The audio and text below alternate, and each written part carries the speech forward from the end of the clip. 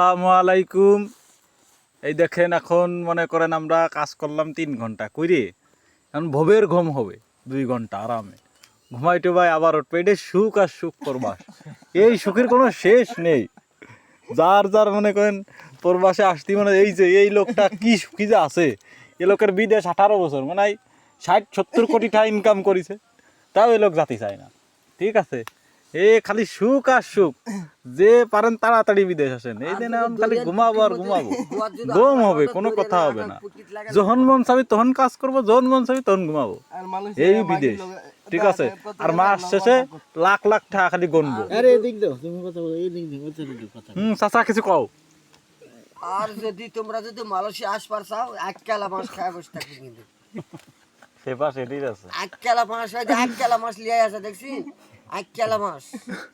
OLA কোনো কথা বাদ, তোমরা মালয়েশিয়া যদি আসবার চাও তাহলে ভালোভাবে আসো, আর না হলে আসো না যান, তাহলে কিন্তু 1 কেলা মাছ।